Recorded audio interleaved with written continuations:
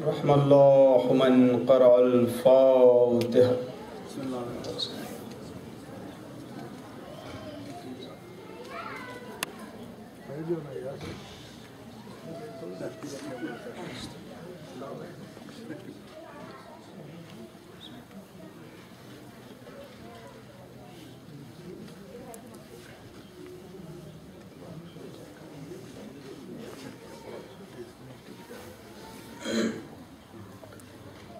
لا حول ولا قوة إلا بالله العلي العظيم. أعوذ بالله من الشيطان اللعين الرجيم. بسم الله الرحمن الرحيم. الحمد لله رب العالمين. الحمد لله الذي لا يبلغ مدحه القائلون. الحمد لله الأول بلا أول كان قبله والآخر بلا آخر يكون بعده. الحمد لله الذي جعلنا من المتمسكين بولاية أمير المؤمنين والأئمة عليهم السلام. اللهم صل على محمد. الحمد لله كما هو أهله. الحمد لله على كل حال. والصلاة والسلام على أشرف الأنبياء والمرسلين سيدنا ونبينا وحبيب قلوبنا وطبيب نفوسنا مولا ومولى الثقلين جد الحسن والحسين محبوب رب المشرقين مالك قاب قوسين أبو القاسم محمد.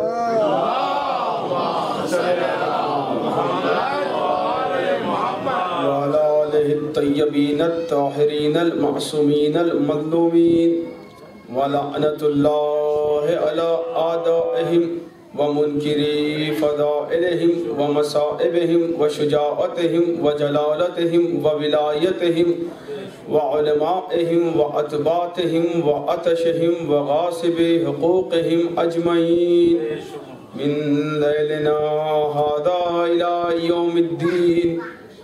أما بعد فقد قال الله سبحانه وتعالى في كتابه الكريم وهو أصدق الصادقين وقوله الحق ثم حق. بسم الله الرحمن الرحيم. يا أيها الذين آمنوا أطيعوا الله وأطيعوا الرسول وأولي الأمر منكم. صلوات.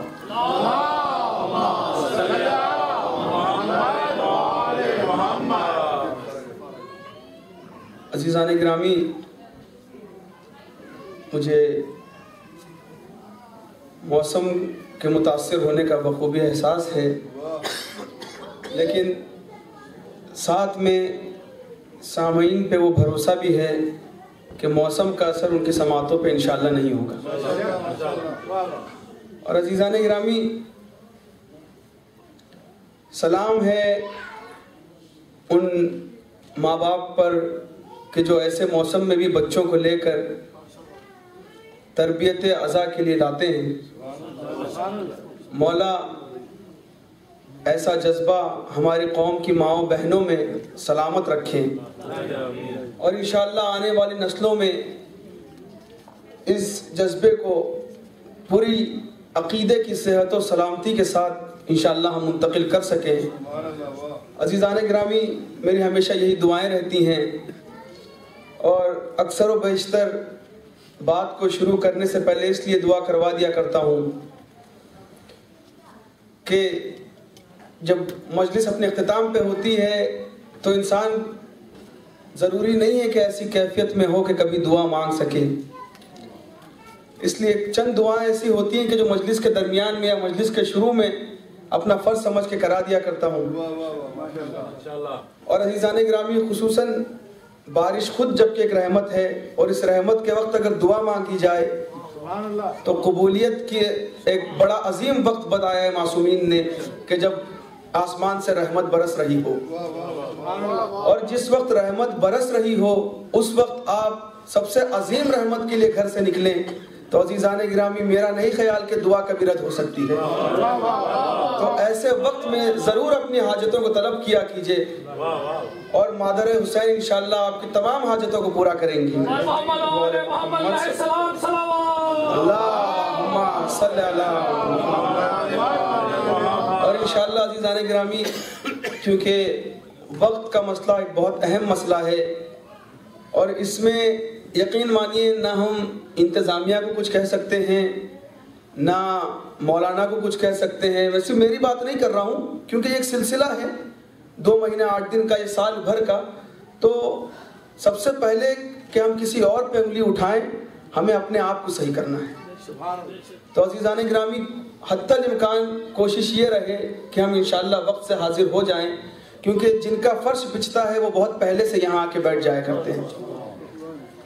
کبھی کبھی مجھ سے بھی غلطی ہو جایا کرتی ہے، میں اس بات کا اعتراف کرتے ہوئے اور ان لوگوں سے معذرت خواہ ہوں کہ کبھی اگر میری وجہ سے چاہے اس شہر میں یا کسی بھی شہر میں تاخیر سے اس عزا کا جو ہے آغاز ہوا ہو، لیکن عزیزان گرامی وقت کا خیال اس لیے رکھا جائے کیونکہ بات انشاءاللہ موضوع پہ چل رہی ہے، اور ایک کے بعد دیگر مجالس سے سلسلہ بات کا جڑا ہوا ہے۔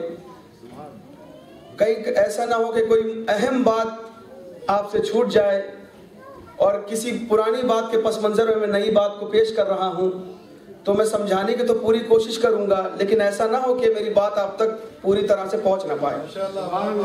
تو عزیزان گرامی، جیسا کہ آپ کے اذہان عالیہ میں ہمارا موضوع محفوظ ہے، ہم نے جس موضوع کو ہمارا عنوان قرار دیا تھا وہ تھا اطاعت، کہ ہمیں اطاعت کس کی کرنی چاہیے، کیسی کرنی چاہیے، اور انشاءاللہ تفصیلات سے اس پہ گفتگو ہوگی عزیزان گرامی۔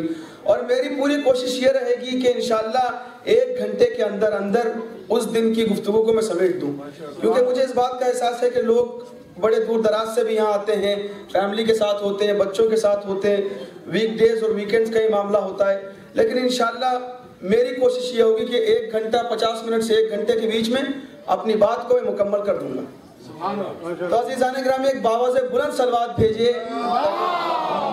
صلی اللہ محمد، اللہ سلامت رکھے آپ لوگوں کو۔ تو عزیزان گرامی اطاعت کے ذیل میں گفتگو ہو رہی تھی، ہم نے ایک سرسری سی نظر کر ڈالی تھی کہ اطاعت کیسی، دنیا نے کس اطاعت کا معیار کیا بنایا ہے، اور اطاعت ہوتی کیسی ہے، اور اطاعت کا مطالبہ کس سے ہو رہا ہے۔ عزیزان گرامی جانور سے تو اطاعت کا مطالبہ نہیں ہو رہا ہے نا، جمادات اور نباتات سے تو اطاعت کا مطالبہ نہیں ہو رہا ہے نا، لیکن عجیب بات ہے اطاعت میں وہ انسانوں سے آگے نکلے، اور جس شے کو انسان اپنے سے مفضول سمجھتا تھا وہ اس سے اطاعت میں آگے، اور اپنی عقل پہ تکبر کرتے ہوئے انسان جو اپنے آپ کو اشرف المخلوقات کہہ رہا ہے، اپنی عقل کی وجہ سے اطاعت میں پیچھے رہ گیا۔ عجیب بات ہے نا عزیزان گرامی۔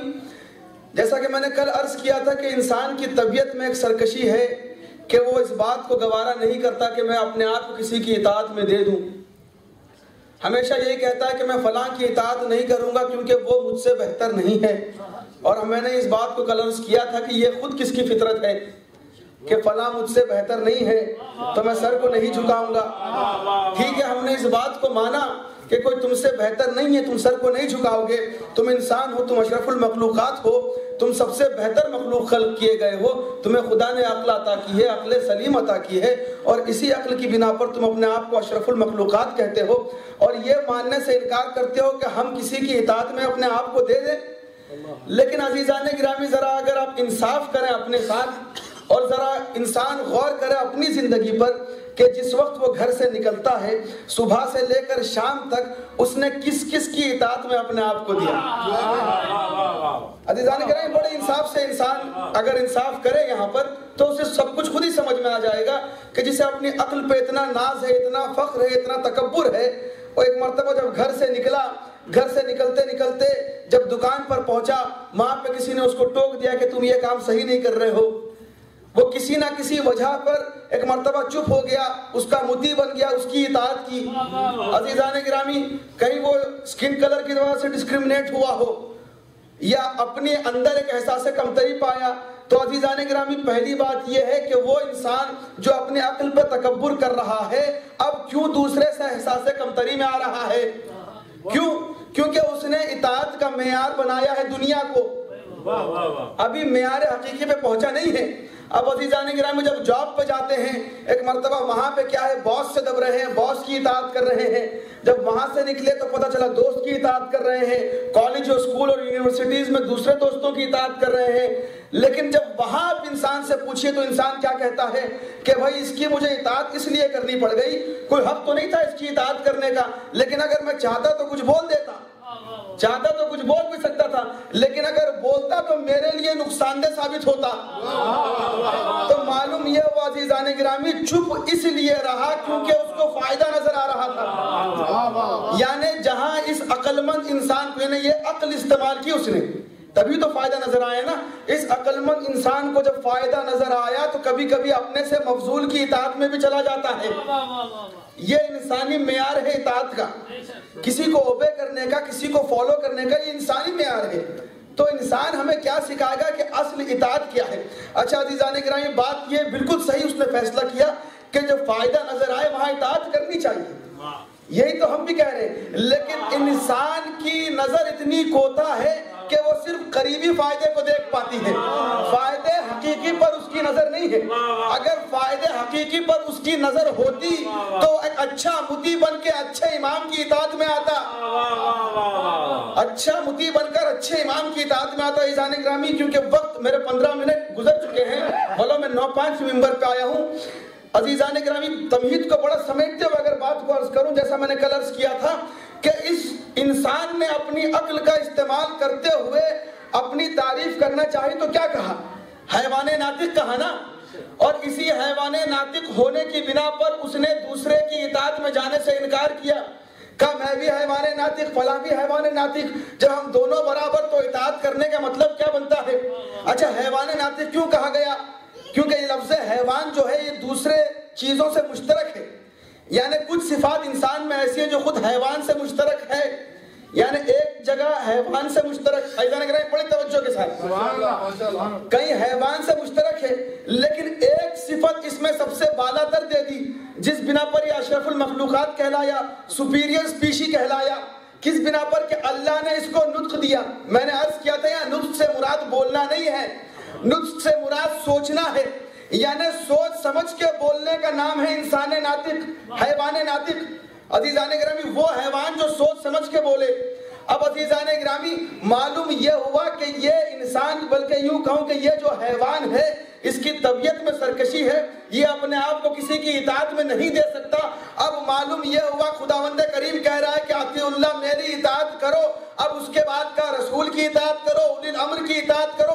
یعنی معلوم یہ ہوا کہ جو کیٹیگری انسان کی، اچھا اللہ یہ بھی کہہ رہا ہے کہ دیکھو اپنے سے بہتر کی اطاعت کرو، تو میں ہاتھوں کو جوڑ کے کہوں گا پروردگار کی بارگاہ میں، پروردگار تو حیوان ناطق کے لیے کسی ایسے کو بھیج رہا ہے کہ جو ان کا سید و سردار بنے، جو ان کا سید و سردار بنے تو ان سے بہتر ہونا چاہیے۔ تو عجب نہیں عزیزان گرامی، اسی لیے رسول نے آگے بڑھ کے آواز دی کہ دیکھو ہمارا قیاس ان عام انسانوں پہ نہ کرنا، اول ما خلق اللہ نوری، اللہ نے سب سے پہلے میرا نور خلق کیا۔ تو عزیزان گرامی، حیوان ناطق کی سید و سرداری کے لیے جس کو چنا اسے نور ناطق کہا جاتا ہے۔ اب آپ عزیزان گرامی، یہاں بات نور ناطق کی ہو رہی ہے۔ اب اگر آپ کوئی سوال کرے کہ بھائی نطق سے مراد یہاں پہ کیا ہے، نطق سے مراد یہاں پہ بھی صرف بولنا نہیں ہے عزیزان گرامی، سوچ کے بولنے والا۔ اب یہ کون سا نور ہے جو سوچ کے بولے؟ عزیزان گرامی، یہ حیوان ناطق۔ بڑی توجہ کے ساتھ، اگر میں نہیں سمجھا پایا، میری ایک عادت ہے، میں سامعین کی سماعت پر شک نہیں کرتا، میرے سمجھانے پہ مجھے تھوڑا سا بھروسہ ہے، ہو سکتا ہے کہ مجھ سے چوک ہو جائے، لیکن عزیزان گرامی مجھے آپ کی سماعتوں پہ پورا بھروسہ ہے۔ حیوان ناطق کیوں؟ کیونکہ حیوانوں سے مشترک یہ نور ناطق کیوں؟ عزیزان گرامی کیونکہ اللہ ہے نور، اللہ نور السماوات والارض، اللہ نور ہے اور یہ ہے نور ناطق، یعنی معلوم یہ ہوا کہ یہ جو نور ناطق ہے یہ کچھ چیزوں میں اس سے مشترک ہے۔ عزیزان گرامی کچھ چیزوں میں اس سے مشترک ہے۔ اچھا سوچ کے بولتا ہے انسان وہ جو اپنی عقل کا استعمال کر کے سوچے اور نتیجہ نکال کر بولے تو حیوان ناطق کہلائے، حیوان ناطق کہلائے، یہ نور ناطق کیوں کہلائے؟ عزیزان گرامی یہ بھی سوچ کے بولتے ہیں، لیکن جب تک کچھ نہیں بولتے کہ جب تک وہ کچھ نہیں بولتا تو معلوم یہ ہوا کہ یہ نور وہ سوچتا ہے جو کہ وہ سوچتا ہے۔ صلوات بھیجے محمد والے محمد پر۔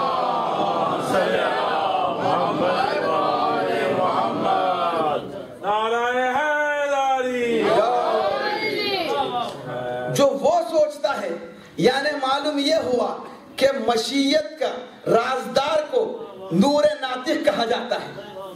جب کوئی ایسا ہو تو اس کی اطاعت میں جانے کو دل کرتا ہے عزیزان گرامی، ورنہ کسی اور کی اطاعت انسان قبول کر ہی نہیں سکتا، کیونکہ جب انسان کو خود اشرف المخلوقات بنایا تو عزیزان گرامی ایسوں کے لیے کہا گیا کہ ہم نے بعض کو بعض پہ فضیلت دی۔ ٹھیک ہے انسان کو بہت فضیلت دی، لیکن انسانوں پر بھی کچھ کو فضیلت دی اور ان افضل لوگوں میں بھی کچھ کو فضیلت دی۔ تو عزیزان گرامی کیونکہ بات کہیں اور نہ چلی جائے، بات کو سمیٹتے ہوئے اگر میں عرض کروں تو اس لیے انسان کے عقل کا بہترین استعمال یہ ہے کہ وہ اپنے لیے بہترین امام چنے۔ اگر اس نے بہترین امام نہیں چنا تو اشرف المخلوقات صرف نام کا رہ جائے گا، کام کا نہیں رہے گا۔ عزیزان گرامی صرف ٹائٹل رہ گیا اس کے پاس، لیکن اس نے اس کا بہترین استعمال نہیں کیا۔ اور عقل کا بہترین استعمال ہے بہترین امام کو چننا، لیکن میرا رسول فرماتا ہے کہ یا علی تمہاری دشمنی عقل کو اس طرح کھا جاتی ہے کہ جس طرح آگ سوکھی لکڑیوں کو کھا جاتی ہے۔ اب نہ پوچھئے گا کہ کچھ لوگوں نے علی کو امام کیوں نہیں چنا۔ اور عزیزان کرام بالکل ایسا ہی قول رسول کا ملتا ہے کہ یا علی تمہاری دشمنی اعمالوں کو بھی اس طرح کھا جاتی ہے کہ جس طرح آگ سوکھی لکڑی کو کھا جاتی ہے۔ اب عزیزان گرامی ایک بات عقل کے کھانے کی، ایک بات اعمال کے ضبط اور حفظ ہونے کی، اور انشاءاللہ آپ کے سامنے خوبصورت نتیجہ ہوگا۔ تو عزیزان گرامی کس طرح عقل ضبط ہوتی ہے یہ بھی دیکھیے۔ ایک واقعہ غالباً شاید اسی امام بارگاہ میں پچھلی بار میں ادا کر چکا ہوں، لیکن اس کا نتیجہ اور تھا اور شاید میں نے آدھا ہی آپ کے سامنے ادا کیا تھا، اس بار دوسرے کانٹیکسٹ میں اس کو ادا کر رہا ہوں۔ تو عزیزان گرامی بات عقل کی ہے نا کہ علی کی دشمنی عقل کو کھا جاتی ہے۔ عزیزان گرامی حذیفہ یمانی ہے اور علی کا دور خلافت نہیں ہے ظاہری، کسی اور کا ظاہری دور خلافت ہے، یہ میں نہیں جانتا، یہ آپ تحقیق کیجئے کس کا تھا، کیونکہ کچھ کام آپ کا بھی ہونا چاہیے نا، سامعین بھی کچھ دیکھ کے آئے تو انشاءاللہ مزہ آئے۔ تو عزیزان گرامی ایک مرتبہ حذیفہ یمانی گھر سے نکلے، کوئی خلیفہ وقت تھا اس وقت، اس نے جیسے ہی حذیفہ کو دیکھا، دیکھنے کے بعد پوچھا کہ اے حذیفہ آج کی صبح کیسی ہوئی؟ اب جیسے ہی اس نے حذیفہ سے سوال کیا، حذیفہ کہتے تمہارا چہرہ دیکھ لیا اب صبح کیسی ہوگی۔ عزیزان گرامی یہی جملے لکھے کتاب میں جوش خطابت میں نہیں کہہ رہا ہوں کہ اب تمہارا چہرہ دیکھ لیا اب صبح کیسی ہو سکتی ہے۔ کہ کیا ہوا؟ میں نے یہی تو پوچھا کہ صبح کیسی ہوئی، تمہارا دن کیسا گزرا، تمہارا مزاج کیا ہے، تمہارا حال کیسے ہے۔ کہ اب جب میرے مزاج کی بات کر ہی لی ہو تو سنو، اب سننا چاہ رہے ہو تو سنو۔ تو ایک مرتبہ عزیزان گرامی بات عقل کی ہو رہی ہے، دیکھیے ایک جگہ بول رہا ہے علی کا دشمن، ایک جگہ علی کا غلام ہے۔ اب علی کے غلام کی عقل دیکھیے، علی کے دشمن کی عقل دیکھیے، کہاں پہ لکڑی کی طرح آگ اس کو کھا چکی ہے۔ عزیزان گرامی اگر بات یہ ہے کہ علی کی دشمنی عقل کو اس طرح کھا جاتی ہے کہ جس طرح آگ سوکھی لکڑی کو، تو سمجھ میں یہ آیا کہ اگر علی کی محبت دیوانہ بھی قبول کر لے تو پھر وہ دیوانہ نہیں رکھتا، وہ دانا ہو جاتا ہے۔ ایک مرتبہ پوچھا صبح کیسی ہو؟ کہا سننا چاہتے ہو تو سنو، اکرہ الحق احب الفتنہ اشہد بما لم ارى اصلی بغیر الوضوء حفظ غیر المخلوق انا لارض لیس للہ علی السماء۔ عزیزان گرامی جب پوچھنے والے نے پوچھا صبح کیسی ہوئی تو انہوں نے سب کچھ بیان کیا۔ اب سنیے سب سے پہلے کیا کہا، کہا اکرہ الحق، میں حق کو دوست نہیں رکھتا، میں حق کو دوست نہیں رکھتا۔ عزیزان گرامی ایک جگہ عقل بول رہی ہے، اب ایک جگہ دشمنی سن رہی ہے. اب جب کہا میں حق کو دوست نہیں رکھتا, پریشان ہو گئے. بھائی اب درخت کا خلیفہ ہے, ایسی باتیں سنے گا رعایا سے تو کیا حال ہوگا. لیکن عزیزان گرامی, جو علی کے غلام ہوتے ہیں نا, وہ دور کے خلیفہ کو بھی اپنے پیر کے نیچے رکھ کے بات کیا کرتے ہیں, کیونکہ یہ اس کے ماننے والے ہوتے ہیں جو یہ کہتا ہے کہ تمہاری خلافت سے بہتر تو میرے پیر کی جوتی ہے. تو عزیزان گرامی کہا کہ اکرہ الحق, میں حق کو پسند نہیں کرتا, حق کو دوست نہیں رکھتا. کہا اچھا یہ کیا بات ہوئی؟ کہا آگے تو سن لو. کہا احب الفتنہ, فتنے کو دوست رکھتا ہوں. کہا فتنے کو دوست رکھتا ہوں. جیسے یہ سنا اور پریشان ہو گئے. کہا اشہدو بما لم ارى, وہ اس کی گواہی دیتا ہوں جو چیز نہیں دیکھی. کہا بہت پریشان عزیزان گرامی, کسی کے آپ کسی پولیس اسٹیشن کے پاس چلے جائیے, کسی منسٹر کے سامنے چلے جائیے اور جانے کے بعد کہیے کہ میں تمہارے شہر کا ایسا سٹیزن ہوں جو اس شہر کی گواہی دیتا ہے جن چیزوں کو نہیں دیکھا. عزیزان گرامی تو سوچئے کیا گزرے گی. تو یہ تو تب بھی عقل مند لوگ ہیں, یہ نہ برداشت کر پائے تو زمانے کے بیوقوفوں نے کیسے برداشت کرے. تو عزیزان گرامی ایک مرتبہ کہا کہ اشہدو بما لم ارى, جس کو نہیں دیکھا اس کی گواہی دیتا ہوں. اس کے بعد کہتا ہے کہ بغیر وضو کے عبادت کرتا ہوں, اصلی بغیر الوضو, بغیر وضو کے عبادت کرتا ہوں. پھر کہتا ہے کہ غیر مخلوق کو حفظ کرتا ہوں. کب پریشان ہو گیا, غیر مخلوق کو کیسے حفظ کرتا ہے یہ. کہ آخری میں تو حد ہی ہو گئی. کہ اِنَّا لِأَرْضَ لَيْسَ لِلَّهِ إِلَّا السَّمَاءُ, جو میرے پاس زمین پر ہے وہ اللہ کے پاس آسمان پہ نہیں ہے. اب عزیزان گرامی جیسے یہ باتیں سنی, اب یہ تو پریشان ہو گئے. اب جیسے یہ مسئلہ پیش آیا فوراً تلوار نکالی. اچھا آپ جانتے ہیں عزیزان گرامی, جیسے نہتہ دیکھتے تھے فوراً تلوار نکلتی تھی. اچھا ایک جملہ آپ کی سماعتوں کے حوالے کر دوں, ذوق سماعت دیکھتے ہوئے بڑا قیمتی جملہ ادا کر رہا ہوں, آپ کی سماعتوں کے حوالے کر رہا ہوں. عزیزان گرامی, علی وہ کہ جس کی تلوار نسلوں کو دیکھ کے چلے, علی وہ کہ جس کی تلوار نسلوں کو دیکھ کے چلے, اور یہ وہ کہ جن کی تلوار مسلوں کو دیکھ کے چلے.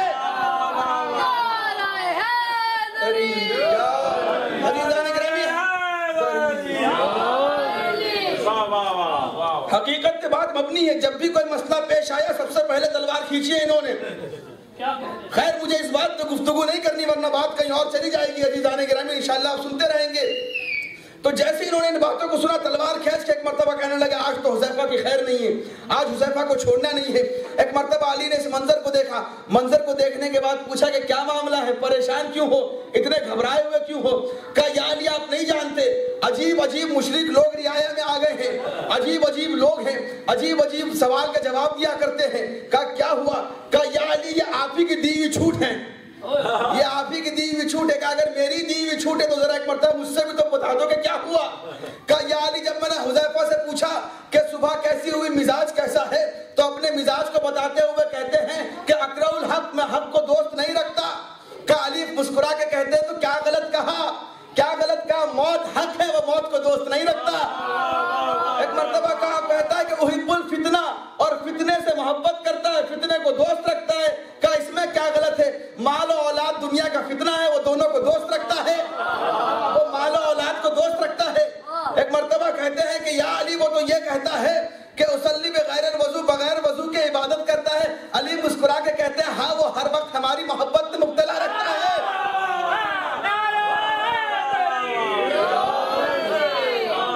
وہ ہر وقت ہماری محبت میں مبتلا رہتا ہے. اب جب بات آگے بڑھنے لگی کہتے ہیں یا علی لیکن عجیب بات ہے, کہتا ہے اشہدو بما لم ارى, جس کو نہیں دیکھا اس کی گواہی دیتا ہے.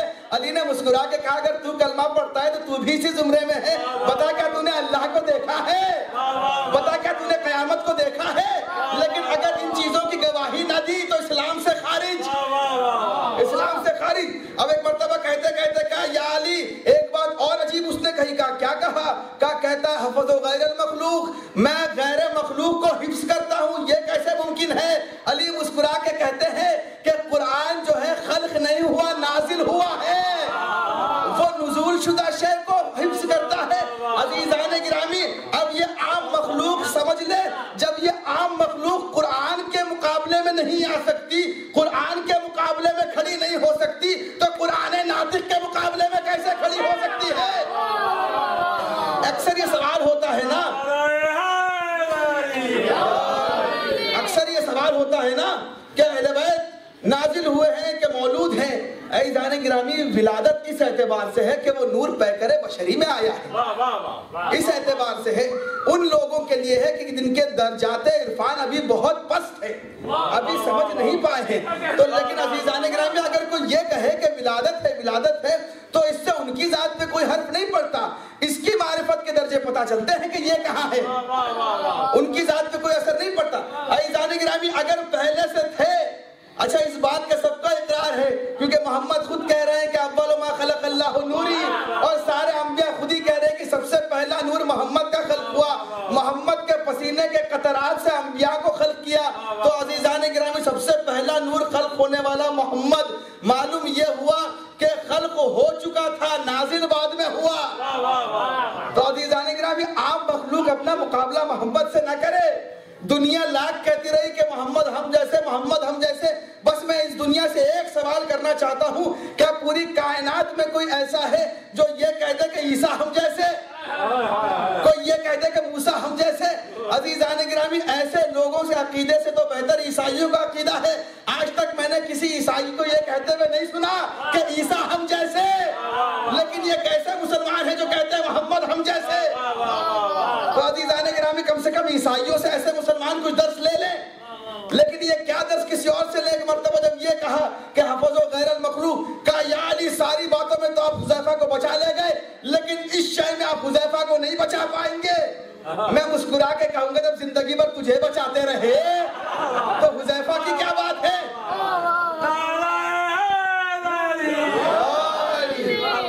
تو عزیزان گرامی ایک مرتبہ کہتا ہے کہ جو شے میرے پاس زمین پہ ہے وہ شے اللہ کے پاس آسمان پہ نہیں ہے، تو علی مسکرا کے کہتے ہیں کیا غلط کہتا ہے، اس کے پاس زمین پہ بیوی ہے، اللہ کے پاس آسمان پہ بیوی نہیں ہے۔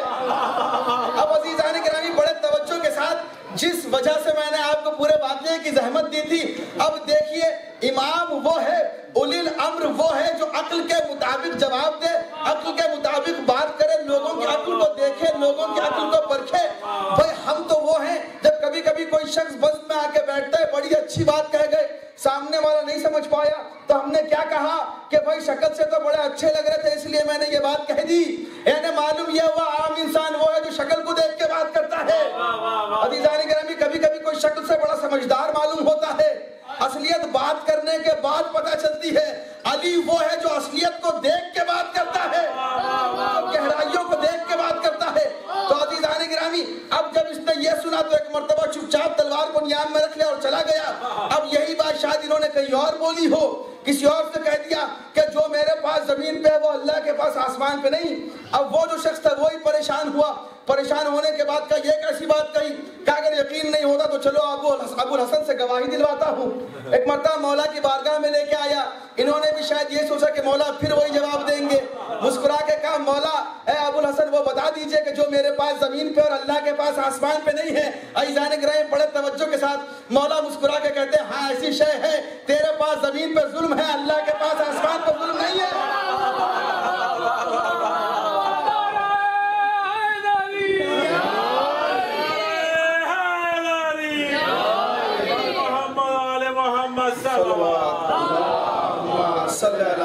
محمد کہ تیرے پاس زمین پہ ظلم ہے، اللہ کے پاس ظلم نہیں ہے۔ تو عزیزان گرامی عقل کو اس طرح کھا جاتی ہے علی کی دشمنی کے، جس طرح آگ سوکھی لکڑی کو، اور اعمال کو بھی اس طرح کھا جایا کرتی ہے۔ یعنی معلوم یہ ہوا کہ اعمال کسی کام کے نہیں رہیں گے اگر ان کی اطاعت نہ کی، اگر اپنے آپ کو ان کی اطاعت میں نہیں دیا تو اعمال کسی کام کے نہیں ہیں۔ اور عزیزان گرامی اعمال صرف یہ نہیں کہا، رسول نے یہ کیوں کہا کہ اس طرح کھا جاتے ہیں کہ جس طرح آگ سوکھی لکڑی کو، آگ سوکھی لکڑی کو۔ عزیزان گرامی کبھی کبھی ایسا ہوتا ہے کہ اگر آپ گیلی لکڑی کو جلائیے، عزیزان گرامی معصوم کے جملے کو جتنی شرح کرتے رہے اپنی اپنے عقل کے حساب سے سمجھتا رہے گا، اگر آپ کسی گیلی لکڑی کو جلائیے وہ تھوڑی سی جلے گی اور پھر بجھ جائے گی، یعنی تھوڑی سی باقی رہ جائے گی، لیکن بات سوکھی لکڑی کی کیوں کی کہ کچھ بھی نہ بچے گا، یعنی کچھ بھی نہ بچے گا، راکھ بن کے اڑ جائے گا۔ تو عزیزان گرامی اچھا بات صرف اگر میری ہو، لوگ یہ کہیں بھئی یہ تو آپ کی حدیث ہے، تو آئیے ذرا قرآن پڑھ لیجئے کہ قرآن میں کیا کہا جا رہا ہے۔ کہا جا رہا ہے کہ اولئک الذین حبطت اعمالہم، کہ کچھ لوگ ایسے ہیں کہ جن کے اعمال حبط کر دیے جائیں گے۔ عزیزان گرامی حبط کا مطلب کیا ہے؟ ایک شے ہے جسے کہا جاتا ہے ضبط، یہ آپ نے سنا نا ایک شے ضبط اور ایک شے حبط. یہ نہیں کہا جا رہا کہ اعمال ضبط کر لیے جاتے ہیں, کہا جا رہا ہے کہ اعمال حبط کر لیے جاتے ہیں. عزیزان کرام بڑے توجہ کے ساتھ فرق کیا ہے دونوں میں؟ اگر ضبط کہہ دیتے تو بات کچھ اور ہوتی, حبط میں بات کچھ اور ہوتی, لیکن فرق کیا ہے؟ عزیزان کرام موبائل آپ کا ہے, دیکھیں ضبط میں کیا ہے, شے آپ کی ہے.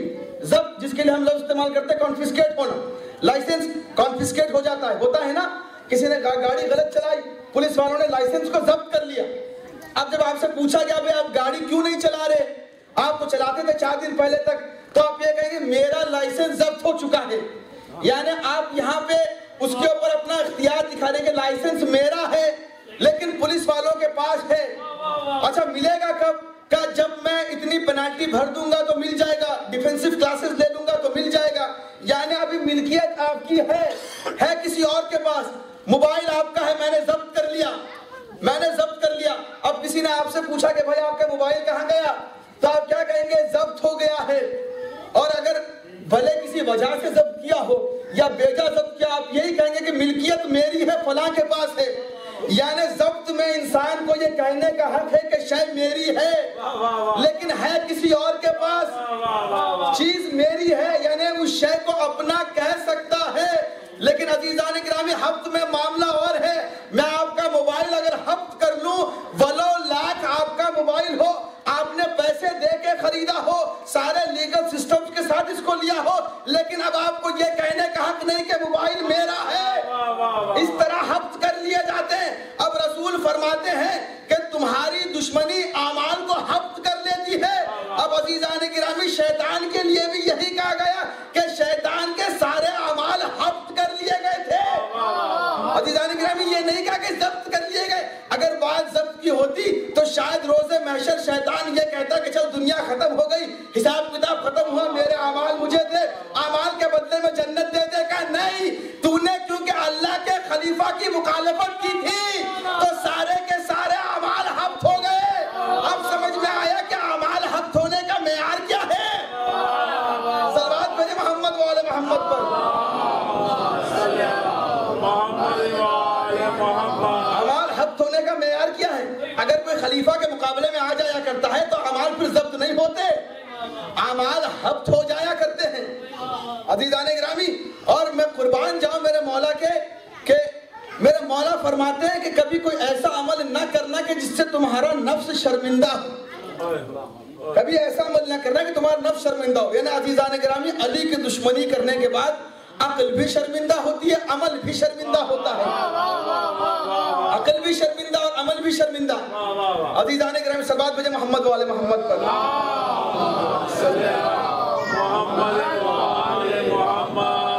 بڑے توجہ کے ساتھ عزیزان گرامی عقل بھی شرمندہ ہوتی ہے اور عمل بھی شرمندہ ہوتا ہے. لیکن سب سے اہم شے ہے کہ انسان کا نفس, انسان اپنے نفس کو بچائے, نفس کو شرمندہ ہونے سے بچائے. لیکن جب خود عقل رسوا ہو جائے, عمل رسوا ہو جائے تو نفس تو مجروح ہو ہی گیا. اب نفس کہاں بچا؟ اس لیے تو میرے مولا فرماتے ہیں, قربان جاؤ میرے مولا کے, کہ میرے مولا فرماتے ہیں اپنے نفس کا سودا جنت سے کم پہ کبھی نہ کرنا. عزیزان گرامی کبھی اپنے نفس کا سودا نہ کرنا الا یہ کہ تمہیں جنت ملے.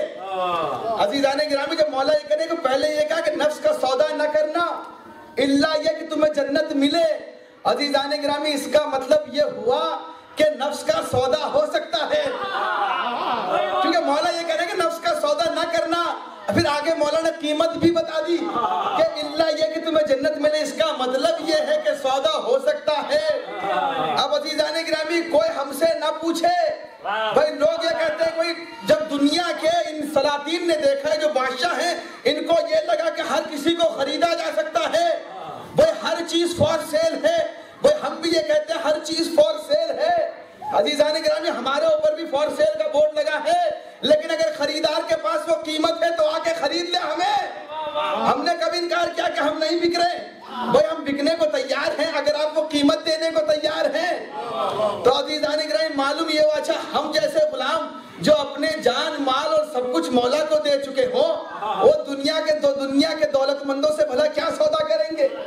عزیزان گرامی بڑے خوبصورت 4 مصرے مجھے میرے پردادا کی یاد آتے ہیں کہ ایک ہی دل ہے تو بیچ ایک خریدار کے ہاتھ. ایک ہی دل کے ہاتھ، ارے ٹکڑے ہو جائے گا ورنہ جو بکا 4 کے ہاتھ، ٹکڑے ہو جائے گا ورنہ جو بکا 4 کے ہاتھ۔ اور عزیزان گرامی دل کا سودا کرے، دل کا سودا کرے کہ ہم کسی اغیار کے ہاتھ جان تک بیچ چکے ہیں در کرار کے ہاتھ۔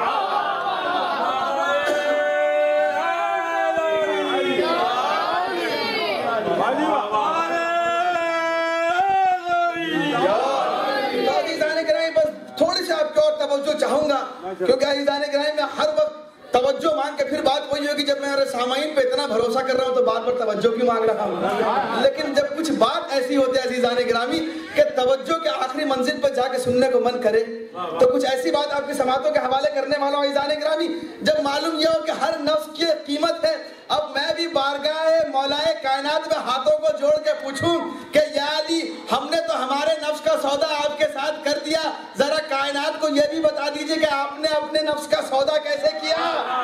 ایک نفس ایسا بھی بکا تھا کہ جس کی قیمت جنت نہیں تھی عزیزان گرامی، جنت سے بڑھ کے اس کی قیمت تھی۔ اس کا مطلب یہ تھا کہ ایک شب ایسی آئی کہ جس دن علی نے بھی لگا دیا کہ ہاں میں میرا نفس بیچ رہا ہوں، جس کو خریدنا ہے خرید لے، لیکن کائنات کے مولا کا نفس تھا، ساری کائنات میں نظر دوڑائی کوئی خریدنے والا نہ ملا، تو پھر خالق نے آواز دی اے علی تیرے نفس کو میں خریدتا ہوں، بتا کتنے میں بیچتا ہے۔ بڑی توجہ کے ساتھ عزیزان گرامی بتا کتنے میں اپنے نفس کو بیچتا ہے، لیکن علی اپنے خالق کے سامنے ہمیشہ سر کو خم کیے انکساری میں رہتا تھا۔ میرا دل کہتا ہے کہ علی نے انکساری میں سر کو جھکا کے کہا ہوگا پروردگار جو تیری مرضی ہے وہی دے دے۔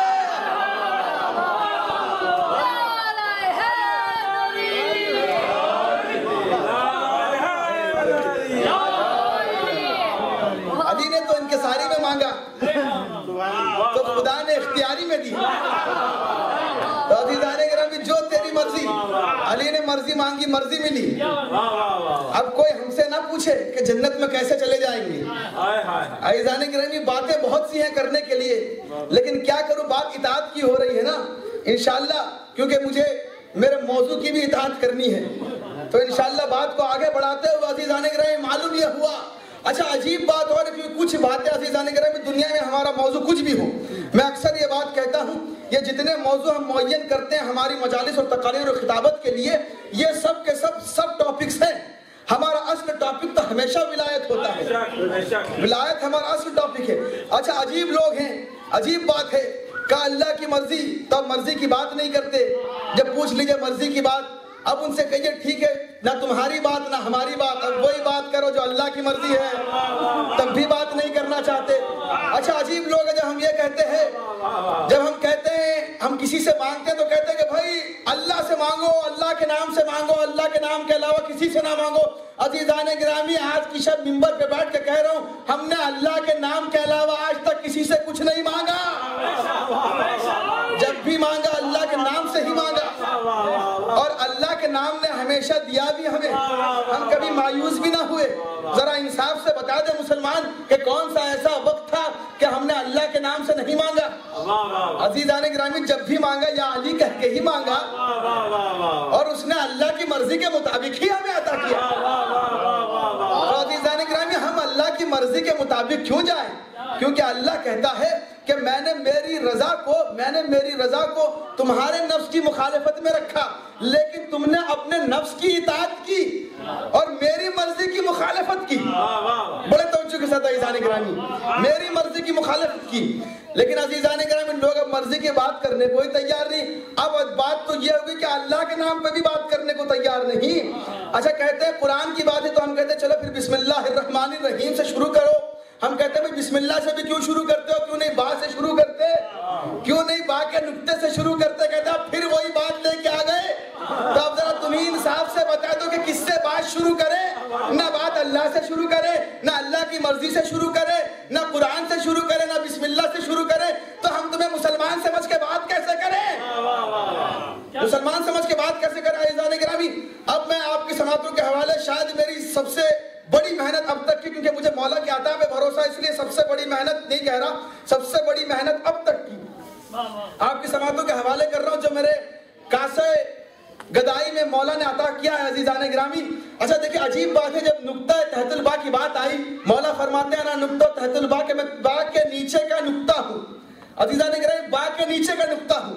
اچھا جب جیسے ہی شافعی اس کے بارے میں لکھا ہے, شافعی کہتا ہے کہ علی ایسی ذات ہے. عزیزان گرامی بڑی توجہ کے ساتھ, شافعی کہتا ہے کہ علی ایسی ذات ہے کہ جس کے نام کے ساتھ یہ لفظ تحت اچھا نہیں لگتا. لفظ تحت اچھا نہیں, لفظ جو زیر ہے یعنی با کے نیچے کا نقطہ, یعنی علی کی ذات پہ یہ نہیں جچتا کہ علی کو کسی کی ذات کے نیچے رکھا جائے. یہ شافعی کہتا ہے عزیزان گرامی. لیکن بات وہی ہے نا کہ شافعی اپنے حساب سے سمجھا, لیکن مولا نے بھی اپنے چاہنے والوں کو اپنے حساب سے سمجھایا. عزیزان گرامی میں بڑی بڑی باتیں ممبر سے نہیں کیا کرتا, کوئی بڑا چیلنج نہیں کیا کرتا, لیکن انشاءاللہ بات سمجھ میں آ جائے گی تو میرے حق میں دعا کیجئے گا انشاءاللہ. عزیزان گرامی شاہ نجف کا ایک تحفہ جو آپ کی سماعتوں کے حوالے کر رہا ہوں, میں نے بھی اس بات کو دیکھنا چاہا. جب میں نے پہلی مرتبہ اس کے شافعی کے قول کو پڑھا, مجھے بڑا اچھا لگا کہ علی کی ذات کے ساتھ لفظ نیچے اچھا نہیں لگتا, کہ علی کسی شے کے نیچے ہو, علی کسی شے کے زیر ہو. لیکن عزیزان گرامی جب میں ایک مرتبہ حوزے میں علم حروف پڑھ رہا تھا, ایک مرتبہ حروف کی بات آئی تو میرے استاد نے کہا کہ دیکھو عزیزان گرامی بڑے توجہ کے ساتھ, آپ کی سماعتیں بھی یہیں پہ ہو اور آپ کی نظریں بھی یہیں پہ ہو. تو ایک مرتبہ کہتے ہیں کہ دیکھو کچھ حروف ایسے ہیں کہ جو ہر ایک ذات سے مخصوص کر دیے گئے ہیں. میں نے پوچھا وہ کون کون سے حروف ہیں؟ ایک مرتبہ انہوں نے کہا کہ میں نے کہا الف کس سے مخصوص ہے؟ کہا الف ذات الہی سے مخصوص ہے, الف اللہ سے مخصوص ہے. تو بس عزیزان گرامی جیسے ہی انہوں نے یہ کہا کہ علی اللہ سے مخصوص ہے اور ہمیں وہ لکھنا سکھا رہے تھے کہ یہ حروف وجود میں آئے کیسے. عزیزان گرامی بڑے توجہ کے ساتھ کہ یہ حروف وجود میں آئے کیسے, تو ایک مرتبہ انہوں نے کہا کہ دیکھو الف جو ہے وہ سیدھا ہے. عزیزان گرامی بڑی توجہ کے ساتھ الف یوں لکھا جاتا ہے, الف کھڑا لکھا جاتا ہے, الف اس طرح سے لکھا جاتا ہے. کہا بس اتنا بڑی توجہ کے ساتھ عزیزان گرامی ایک مرتبہ کہتے ہیں کہ الف کی بدلی ہوئی شکل کو بے کہتے ہیں. عزیزان گرامی جو سمجھ گئے میرے حق میں دعا کریں, اور جو نہیں سمجھے میں ان کے حق میں دعا کرتا ہوں. عزیزان گرامی شاید میں سمجھا نہیں پایا, بڑی توجہ کے ساتھ بس ایک جملہ کہوں گا, ساری بات بیان کر چکا ہوں. اب آپ کے سمجھ میں آ جائے گا کہ علی کو کس ذات کے نیچے رہنا گوارا ہے, اس کے علاوہ کوئی ایسی ذات نہیں کہ جس کے زیر علی ہو جائے. اب عزیزان گرامی بس ایک جملے کے ساتھ بات کو اور واضح کر دوں, الف وہ ہے جو اس طرح سے رہے, ایک بار سو جائے تو بے ہو جاتا ہے. صلوات پڑھیں محمد والے محمد.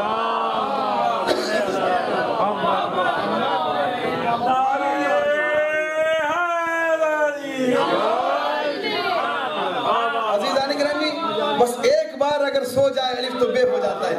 باقی پھر آپ سمجھے, آپ کے درجہ عرفان سمجھے, مولا سمجھے اور فرش اعضا سمجھے. عزیزان گرامی تو یہ ہے علی ایسے کی اطاعت میں اللہ چاہتا ہے کہ تم آؤ, ایسے کو کہا جاتا ہے اولی الامر. ابھی شاید تفصیلات سے بیان کرنے کا وقت نہیں ہے, لیکن ایک بات اور کرنا چاہوں گا کہ عجیب بات ہے کہ جس کو دیکھو کہ قربت الہی حاصل کرنا چاہتا ہے, پر قربت الہی ہے کیا؟ دین ہے کیا سوا اطاعت کی؟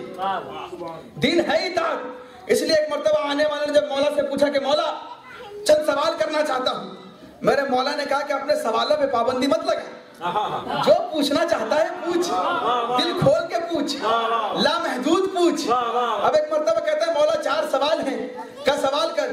پوچھتا ہے مولا یہ بتائیے کہ واجب کیا ہے اور اس سے زیادہ واجب کیا ہے. واجب کیا ہے اور اس سے زیادہ واجب کیا ہے. کہتا ہے مولا بتائیے عجیب کیا ہے اور اس سے زیادہ عجیب کیا ہے. ایسا نہیں کریں, بات اطاعت کی چل رہی ہے نا, عجیب کیا ہے اور اس سے زیادہ عجیب کیا ہے. پھر مولا سے پوچھتا ہے مولا یہ بتائیے کہ قریب کیا ہے اور اس سے زیادہ قریب کیا ہے, اور مشکل کیا ہے اور اس سے زیادہ مشکل کیا ہے. مولا مسکرائے کہتے ہیں سن کے مشکل کیا ہے اس سے زیادہ مشکل کیا, قریب کیا اس سے زیادہ قریب کیا, عجیب کیا اس سے زیادہ عجیب کیا ہے, اور واجب کیا ہے اور اس سے زیادہ واجب کیا ہے.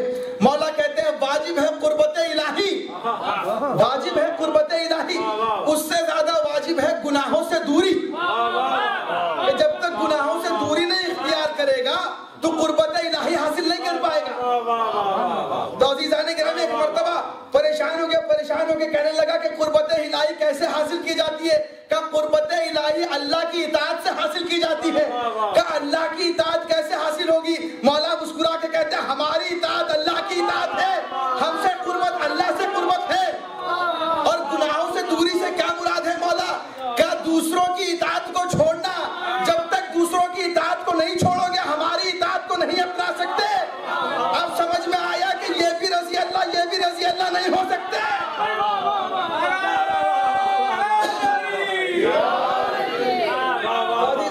معلوم یہ ہوا کہ جب تک کچھ کو چھوڑو گے نہیں کچھ کو پا نہیں سکتے، ورنہ یہ نہیں ہے کہ آپ ان کو بھی دے رہے ان کو بھی دے دیں، حق و باطل جمع نہیں ہو سکتے۔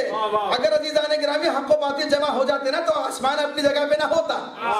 یہ دلیل ہے اس کی کہ کبھی حق نے باطل کے بیعت نہیں کی۔ ایک مرتبہ کہا مولا یہ بتائیے واجب کیا اس سے زیادہ واجب کیا؟ میرے مولا نے بتا دیا۔ کہا مولا بتائیے کہ عجیب کیا ہے اس سے زیادہ عجیب کیا ہے؟ مولا مسکرائے کہتے ہیں عجیب ہے یہ دنیا، اور اس سے زیادہ عجیب ہے اس دنیا کی محبت۔ یہ دنیا عجیب ہے اس سے زیادہ عجیب ہے اس دنیا کی محبت۔ ایک مرتبہ پھر پریشان ہو گیا مولا یہ تو سب کے دل میں آ جاتی ہے۔ میرے مولا پھر مسکرا کے کہتے ہیں کہ جس کے دل میں ہماری محبت حقیقی آ جاتی ہے نا تو اس کو دنیا حقیر لگا کرتی ہے۔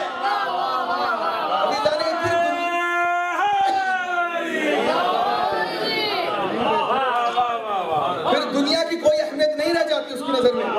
اب ایک مرتبہ کہنے والا کہتا ہے مولا یہ بتائیے کہ قریب کیا ہے اس سے زیادہ قریب کیا ہے؟ میرے مولا کہتے ہیں قریب ہے قیامت، اس سے زیادہ قریب ہے موت، اس سے زیادہ قریب ہے موت۔ اب پھر پریشان ہو گیا۔ پھر میرے مولا نے مسکرا کے کہا کہ اگر ہماری محبت دل میں ہونا تو پھر یہ پرواہ نہیں ہوتی کہ موت ہم پہ آ جائے یا ہم موت پہ جا گر پڑے۔ اور کہا قیامت کے دن ہی تمہیں پتا چلے گا کہ ہماری محبت تمہارے لیے کیسے کیسے تحفے رکھی ہے۔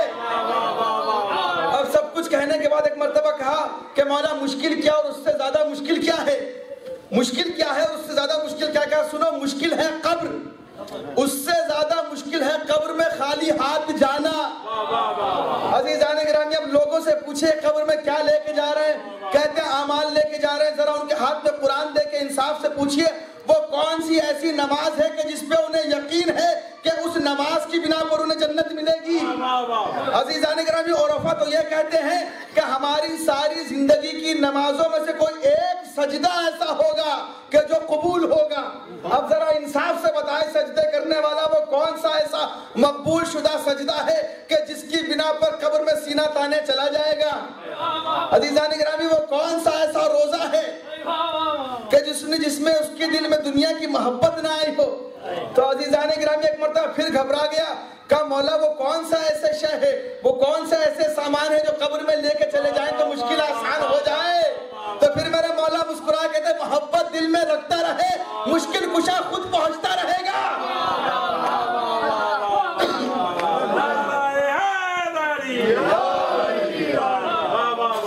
عزیزان گرامی میرے مولا فرماتے ہیں کہ اب تو صرف محبت دل میں رکھتا رہے مشکل کشا خود تیری مشکل حل کرنے کے لیے پہنچتا رہے گا۔ تو یہاں تو بات یہ ہو گئی کہ اطاعت کیسے کی ہونی چاہیے؟ عزیزان گرامی پھر وہی بات ہے نا کہ قربت الہی حاصل کرنے کے لیے اطاعت الہی ضروری ہے، اور اطاعت الہی کے لیے اطیعوا اللہ و اطیعوا الرسول و اولی الامر منکم، اس کے علاوہ کسی اور کی اطاعت کام نہیں آئے گی۔ اچھا عجیب بات ہے، اگر آپ لوگ ایک صلوات کے ساتھ مجھے اجازت دیں تو ایک چیز اور عرض کرنا چاہتا ہوں عزیزان گرامی۔ اچھا بات تو یہ ہے کہ اطاعت کیسے کی کرنی چاہیے، یہ تو انشاءاللہ چلی رہی ہے بات، ساتھ ساتھ تھوڑا یہ بھی لے کے چلو کہ اطاعت کیسوں کی نہیں کرنی چاہیے۔ عزیزان گرامی کیسوں کی اطاعت نہیں کرنی چاہیے ایک معیار ہے، دنیا کا کرائٹیریا مولا دے رہے ہیں، کوئی سمجھ سکتا ہے تو سمجھ لے اس بات کو۔ عجیب معاملہ ہے کیونکہ مولا کے بنا کوئی مسئلہ کبھی حل ہو ہی نہیں سکتا۔ اب ایک مرتبہ مولا کے بارگاہ میں ایک عجیب سا کیس آیا یوں کہا جائے۔ آنے کے بعد کہا کون تھے؟ کہا 3 غلام حاضر ہوئے مولا کی بارگاہ میں۔ مولا نے پوچھا یہ تینوں کون ہیں؟ کہا مولا یہ 3 بادشاہ کے غلام ہیں۔ ایک بادشاہ تھا چھوٹے سے خطے کا، ایک بادشاہ تھا وہ مر گیا ہے، اور اس نے وصیت میں یہ لکھا ہے کہ میرے بڑے توجہ کے ساتھ عزیزان گرامی کچھ نتیجہ دینا چاہ رہا ہوں آپ کو، اس واقعے میں جو عبرت ہے نا وہ عبرت ہمیں حاصل کرنی ہے انشاءاللہ۔ کہا کہ 3 غلام ہیں اور اس بادشاہ نے جو وصیت کی ہے تینوں غلاموں کے لیے وصیت کی ہے، یہ کہا ہے کہ اس میں سے ایک غلام کے ساتھ میری بیٹی کی شادی کر دی جائے، اور اس کو میری ساری جائیداد کا مالک بنا دیا جائے، اور دوسرے غلام کو آزاد کر دیا جائے، اور تیسرے غلام کو قتل کر دیا جائے۔ عزیزان کرام یہ وصیت لکھ کے وہ تو چلا گیا دنیا سے، لیکن یہ نہیں بتایا کہ کس کے ساتھ شادی کی جائے، کس کو قتل کیا جائے اور کس کو آزاد کیا جائے۔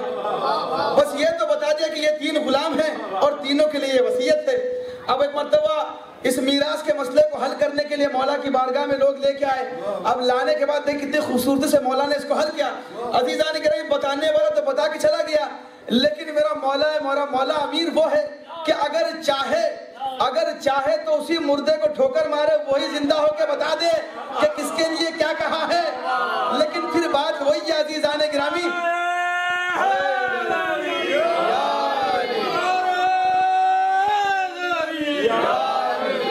پھر بات وہی ہے کہ اپنے آپ کو اولی الامر کہلوانا ہے، اللہ نہیں کہلوانا ہے۔ تو ایک مرتبہ میرے مولا نے مسکرائے، کہا کہ لو ابھی مسئلے کو حل کیے دیتا ہوں۔ میرے مولا نے کہا، ایک مرتبہ پہلے کو بلایا، اس کے ہاتھ میں کھدال دیا، پھاوڑا دیا، کہا جاؤ جہاں تمہارے بادشاہ کی قبر ہے اپنے بادشاہ کے نبش قبر کرو، قبر کو کھودو اور اپنے بادشاہ کے جنازے کو نکال کے میرے پاس لے کے آؤ۔ میرے مولا نے اسے ایک مرتبہ حکم دیا۔ اب جیسے ہی اس نے حکم سنا عزیزان گرامی، کیونکہ نبش قبر حرام ہے، اس لیے میرے مولا نے پہلے سے ہی 2 لوگوں کو قبر پہ کھڑا کر دیا، کہا جیسے یہ قبر میں پہنچے انہیں روک لینا۔ عزیزان گرامی سب سے پہلے ایک شخص سے کہا، جیسے ہی کہا کہ غلام سے کہ جاؤ نبش قبر کرو اور اپنے آقا کا جو جنازہ ہے وہ لے کے میرے پاس آؤ۔ اس کے ہاتھ میں جیسے ہی پھوڑا تھا، اس نے مولا کے سامنے ہاتھوں کو جوڑا، کہا مولا میرا دل گوارا نہیں کرتا۔ عزیزان گرامی پہچانیں گے کیسے کہ کس کے ذمے کیا دیا گیا ہے؟ اب معلوم کیسے، کیونکہ بات زندگی کی تھی نا، انسان جب کسی کے لیے میراث لکھتا ہے تو اس کا سارا دار و مدار اطاعت پہ ہے، بنیاد پہ ہے۔ اس کی جو بنیاد ہے وہ اطاعت ہے، یعنی جو غلام جتنا زیادہ مطیع تھا، جتنا زیادہ فرما بردار تھا، جتنا زیادہ تابع تھا، جتنی زیادہ اطاعت کرتا تھا، اس کے لیے زیادہ پھل ہے۔ تو عزیزان کرام ایک مرتبہ جیسے ہی مولا نے اس کے ہاتھ میں یہ دیا اوزار، اس نے ہاتھوں کو جوڑ کے کہا مولا وہ میرا آقا تھا، میرا دل گوارا نہیں کرتا کہ اس کی نبش قبر کروں۔ میرے مولا نے کہا پھوڑے کو کنارے رکھ دے اور تو ایک طرف کھڑا ہو جا۔ ایک مرتبہ دوسرے کو بلایا، کہا جاؤ اپنے آقا کی نبش قبر کرو اور جنازہ نکال کے میرے سامنے لے کے آؤ۔ ایک مرتبہ یہ پھاڑا اٹھا کے چلا دوسرا والا، ابھی آدھے راستے تک پہنچا ہی تھا کہ اس کو خیال آیا کہ شاید یہ فعل صحیح نہیں ہے، شاید یہ عمل صحیح نہیں ہے۔ ابھی آدھے راستے سے واپس آ گیا، کہا مولا میرا دل گوارا نہیں کر رہا، بڑے توجہ کے ساتھ نتیجے پر نظر ہو، کہا مولا میرا دل گوارا نہیں کر رہا۔ کہا مرتبہ تیسرے کو دیا، تیسرا والا لے کر چلا اور قبر تک پہنچا۔ اب اس کو قبر پہ روک دیا گیا۔ اب تینوں کو لے کے مولا کے سامنے آئے۔ اب میرے مولا نے کہا کہ جس نے سب سے پہلے انکار کر دیا تھا اس سے اس کی شادی بھی کرا دی جائے، جائیداد بھی دے دی جائے، کیونکہ یہ سب سے زیادہ فرما بردار تھا، سب سے زیادہ اطاعت کرتا تھا۔ کہ دوسرا جو آدھے راستے تک گیا تھا اس کی اطاعت کامل نہیں تھی، اس کی اطاعت کامل نہیں تھی، اس لیے اس کو آزاد کر دیا جائے۔ اور جو قبر تک پہنچ گیا یہ اپنے آقا سے محبت نہیں کرتا تھا، اس لیے قبر تک پہنچ گیا، لہٰذا اس کا قتل کا حکم ہے، لیکن اس کی جان نہ ماری جائے، اس کو بے جا یوں قتل نہ کیا جائے۔ اب عزیزان گرامی بڑے توجہ کے ساتھ قربان جاؤ میرے مولا کے فیصلوں پر، کہا ہمارے یہاں دین حق میں اس طرح یوں قتل نہ کرو، کیونکہ جس غلام کو آزاد کیا ہے اس شخص کو اس کی غلامی میں دے دو، کیونکہ کسی غلام کی غلامی میں دینا یہ موت سے بدتر ہے۔ بڑی توجہ کے ساتھ میں بتا رہا ہوں کس طرح لوگوں نے اپنے اماموں کو چنا۔ اب لوگوں کی عقلوں کو کیا ہو گیا تھا، کس کی اطاعت میں اپنے آپ کو دیا، یعنی غلاموں کی اطاعت کرنا موت سے بدتر ہے۔ اب ذرا آئیے امام حسین کے قول کی طرف، کیا کہتے ہیں کہ ذلت کی زندگی سے عزت کی موت بہتر۔ عزیزان گرامی ذلت کی زندگی ہے کیا، یعنی اگر اہل بیت کو چھوڑ کے کسی کو بھی امام مانا تو وہ ہے ذلت کی زندگی۔ لیکن آپ کو یہ بھی ثابت کر دوں کہ غلام کون تھا، غلام زادہ کون تھا، آپ کے اذہان میں واقعہ موجود محفوظ ہے۔ عزیزان گرامی بس آپ کی سماعتوں کے حوالے ایک نتیجہ دینا چاہتا ہوں۔ آپ جانتے ہیں امام حسنین کے بچپنا ہے، ایک عبداللہ نامی بچہ آیا، اب کس کا بچہ تھا یہ آپ جانے، میں نہیں جانتا۔ عزیزان گرامی ایک مرتبہ آنے کے بعد امام حسنین کے سامنے فخریہ جملے کہنے لگا کہ آپ مجھے میرے سے اپنے ساتھ کھلاتے کیوں نہیں، میں یہ ہوں میں وہ ہوں۔ اب ایک مرتبہ امامت کے پیشانی پہ بل آیا، کہا تم اپنے بارے میں بات کرتے ہو، تم تو غلام زادے ہو۔ اب جیسے یہ سنا غلام زادے، ایک مرتبہ غلام زادے کو غصہ آیا، اپنے ابا حضور کے پاس گئے، جانے کے بعد کہتا ہے کہ بابا عجیب بات ہو گئی، رسول کے نواسے مجھے غلام زادہ کہہ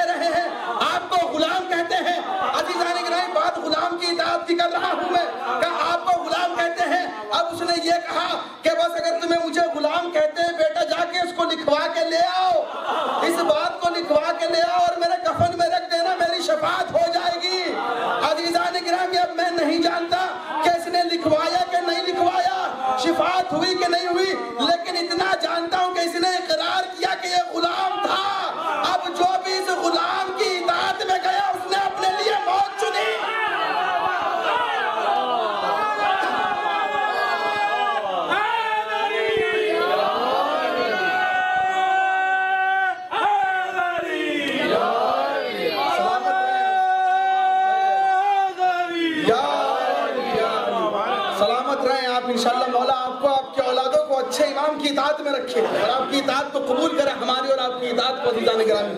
تو معلوم یہ ہوا کہ غلاموں کی اطاعت میں چلے جانا موت سے بدتر ہے۔ اب سمجھ میں آیا کہ امام کیا کہہ رہے ہیں کہ اس ذلت کی زندگی سے عزت کی موت بہتر ہے، عزت کی موت بہتر ہے۔ اور عزیزان گرامی اہل بیت نے ہمیشہ عزت کی موت چنی۔ کیوں؟ کیونکہ عزت کی موت میں بقا ہے، عزت کی موت میں بقا ہے۔ آج مجھے انصاف سے بتائیے کہ کون جانتا ہے کہ یزید کون تھا؟ لاکھ دنیا کہے رضی اللہ اور یہ اور وہ، لیکن جب بھی نام آتا ہے لعنت کا طوق گلے میں پڑتا ہے۔ اور عزیزان گرامی حسین کے گھر کے بچے بچے کا آج تذکرہ ہے، کیونکہ حسین کے گھر کے بچے بچے کو یہ معلوم تھا کہ ذلت کی زندگی سے عزت کی موت بہتر ہے۔ اگر یہ بات صرف بڑوں کی ہوتی نا عزیزان گرامی تو دنیا سے اس کو دوسرا رخ دیتی، لیکن بچوں نے بھی یہ دکھایا کہ ہم اہل بیت ہیں، ہمیں عزت کی موت گوارا ہے لیکن ذلت کی زندگی نہیں۔ عزیزان گرامی میں قربان جاؤں،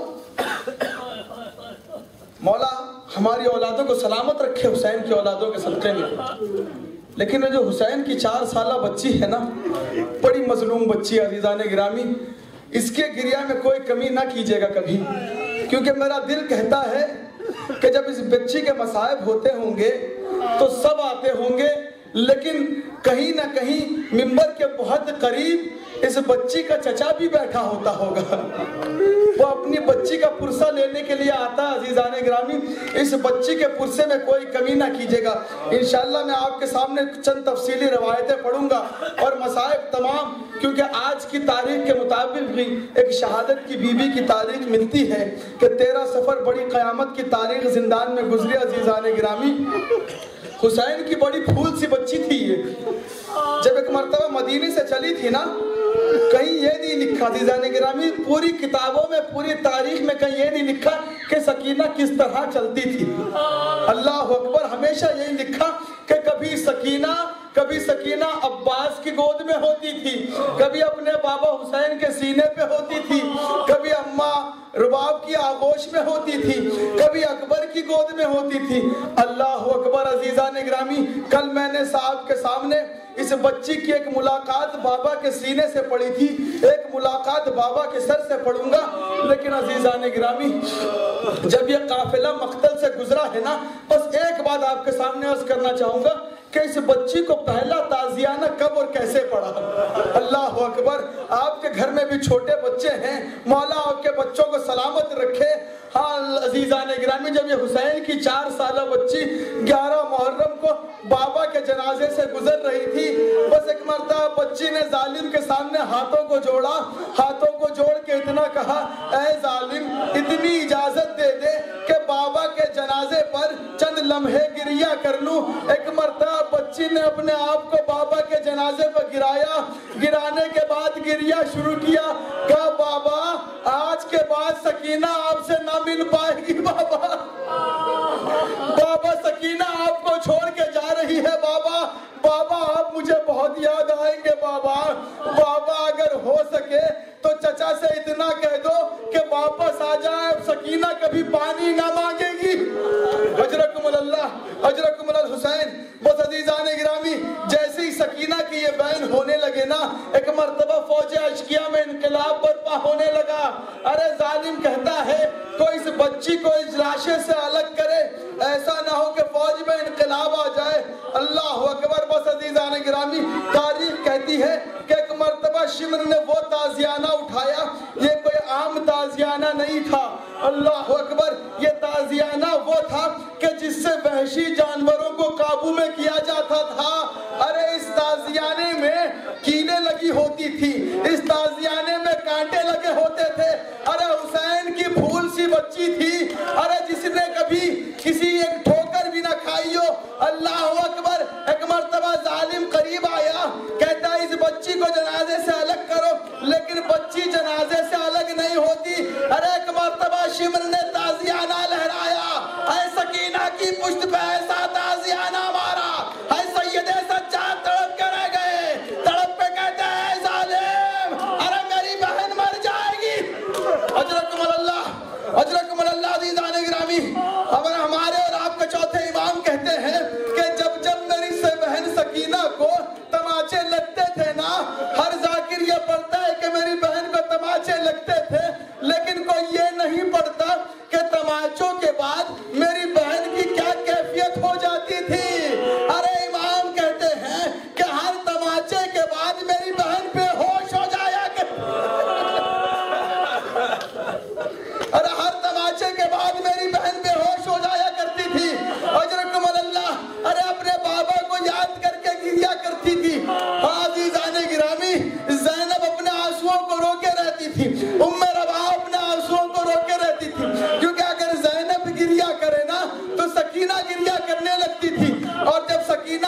کرتی تھی عزیزان گرامی تو پورے قید خانے میں ایک مجلس برپا ہو جاتی تھی، لیکن لوگوں سے یہ شے دیکھی نہ گئی۔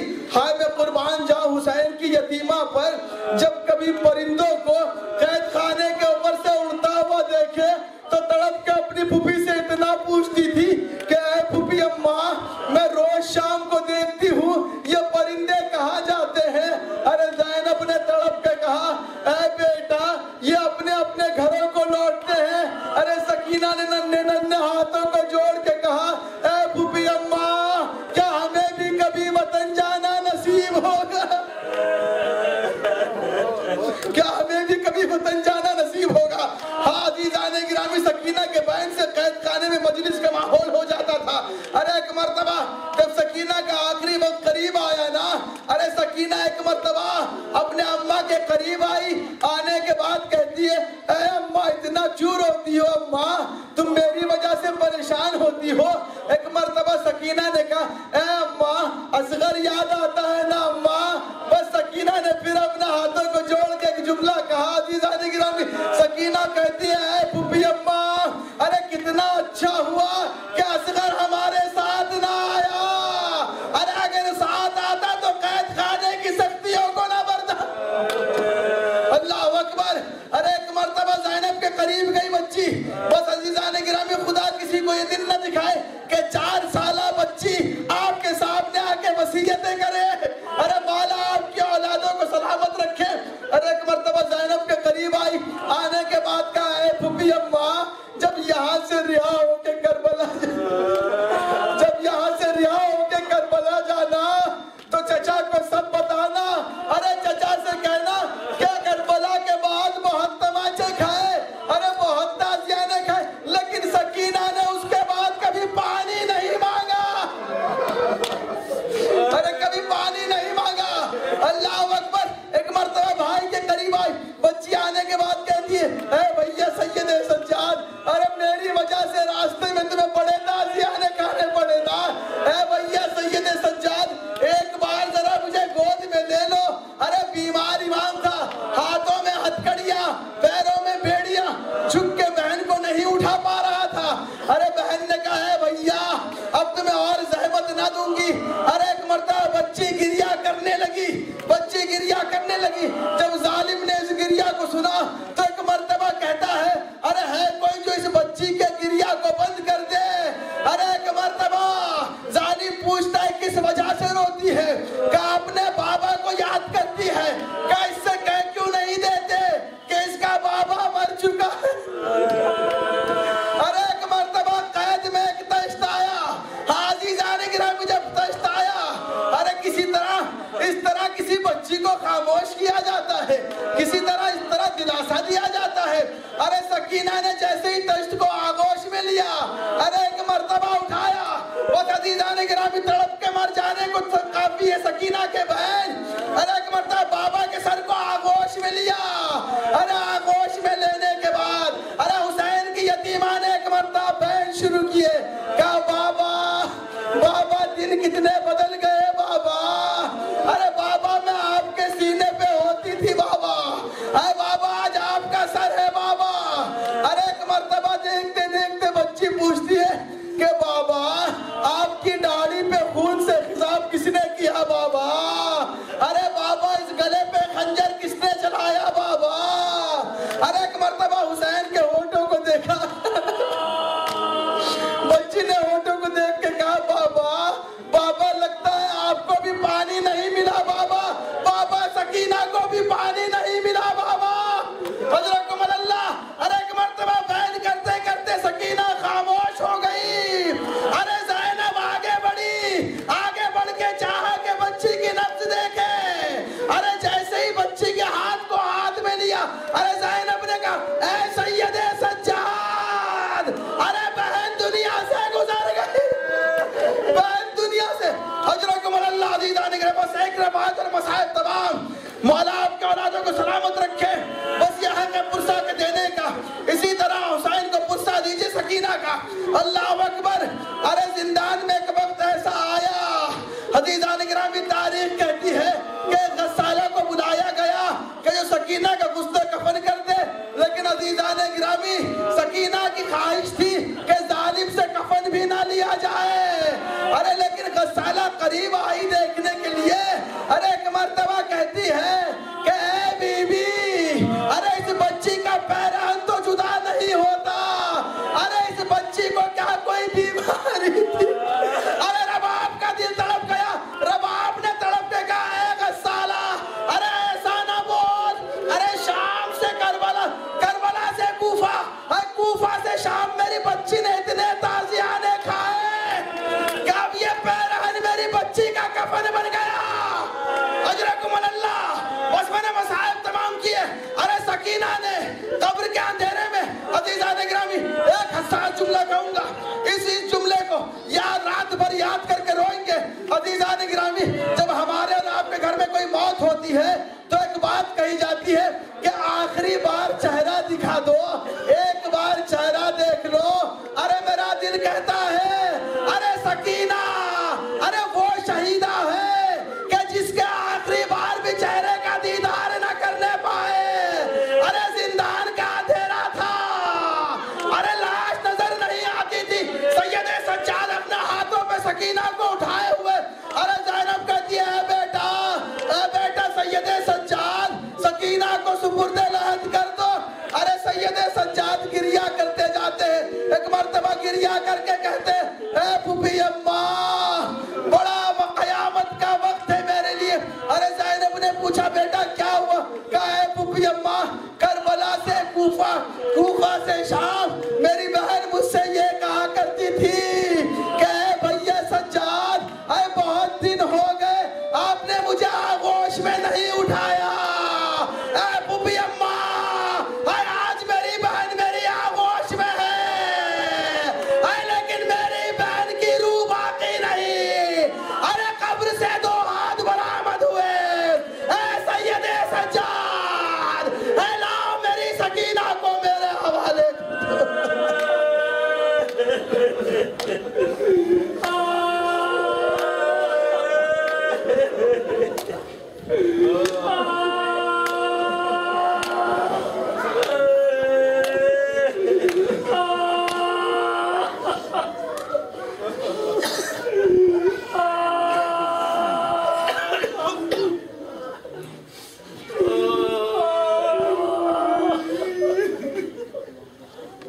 Hussein.